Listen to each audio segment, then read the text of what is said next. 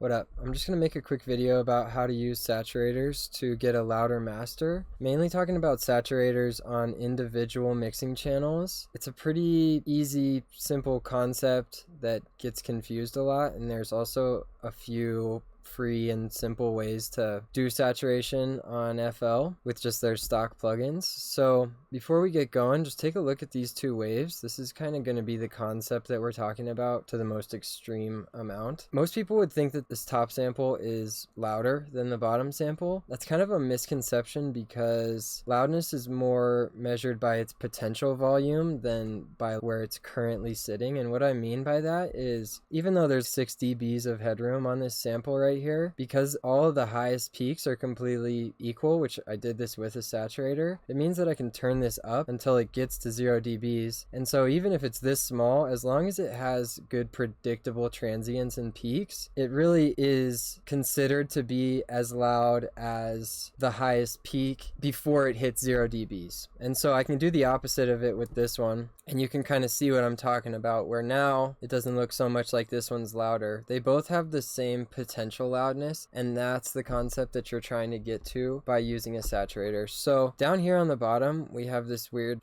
bass sound. Not my favorite, but it's a good example because you can see all of these weird peaks that happen in there and how low the lowest points are, how high the highest points are. I'm going to put this on channel 29 here, and I'm going to start by just adding a Maximus. That's the first one I'm going to show you. The first thing I do when I open a Maximus usually is just turn the compressors off on the bands. I don't need them because we're doing saturation, so I just turn them off. So yeah, here we are on the master. The threshold knob is how you turn the saturator on. So I usually just barely turn it on. That's pretty much getting you the hardest saturation possible, like nothing's going through wherever you set the ceiling to be. And I'm going to set this ceiling at -6 dBs. Let's start at -4 dBs just so we don't go too hard right out of the gate. Let's listen to this sound with no saturation going on. I'm going to pull up this meter so that you can see kind of where it's peaking at.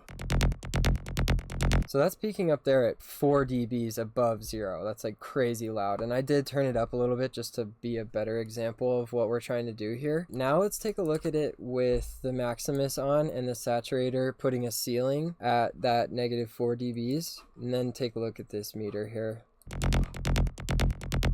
It's stopping it right at -4 dBs, which is exactly what we want it to do. I did notice a bit of a crunchiness happening in this sound now, and the idea is to make this as transparent as possible. Let's back it off to just say -2 dBs and see what it sounds like.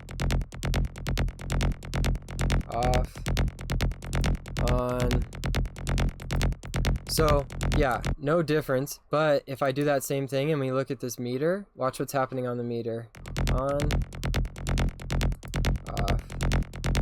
So it sounds no different, but it is dropping to -4 dBs instead of +4 dBs. So pretty much you're saving yourself 8 dBs of headroom right there, because as all of these channels within your mixer start getting filled up and all of those sounds are getting sent over to your master channel, they're gonna add up, and that's when you go to do a master and your master limiter just gets blown out and completely confused because it's trying to deal with these crazy spikes in the transients and then these super low lows and figure out what to do with all that. Essentially what you're really doing when you do something like this with a saturator is you're kind of doing an individual master on just the channel that saturator's on. The concept of what just happened is pretty much the same concept as what happens when you do a final master. And so doing it individually, that makes the end process so much easier to get a master done, and it really shows you that like 99% of the work is in the mix down, especially once you train your ears to really hear oversaturation where you went a little bit too far. And if you can ride that line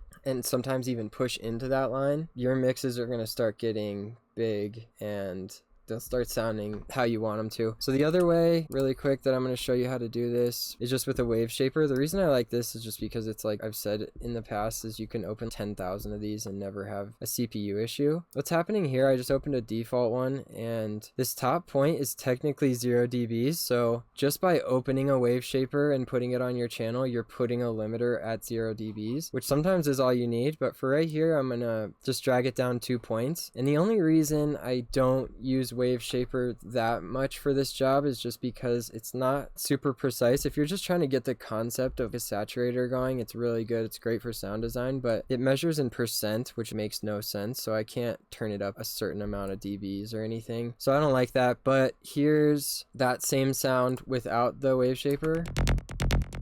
That same plus 4 dB peak, and now with the wave shaper. Off, on. You can't hear any difference. And that's really what we want. One last thing that would be a pretty obvious move is turning this down. 90% of the time, just turning the volume down. You can get a great mix down just by having good control over your gain knobs. But when you just turn the whole volume down, you're lowering that peak, which is cool, but you're also lowering the lowest point in the sound, which is sometimes not what you want. The reason I would mainly use a saturator for something like this is so that if I'm boosting the volume, that lowest point gets louder, but the highest point doesn't get louder. And so that's where you'll start to get that more evened out sound. And these are obviously like extreme bricks. This is kind of not usually what you're looking for. I did it intentionally, but I'd say mess around with it as much as you can and just play with it and see what you start to hear. Just be really honest with yourself about if you think you might be oversaturating, because it's super easy to do, and that is not the sound that you want. I think that's it. Let me know if you got any questions. I'll probably make more videos kind of about this topic. Hopefully this helps. It definitely was a confusing thing for me in the beginning. And thanks for watching. If you liked it, then go like it. I'll see you soon.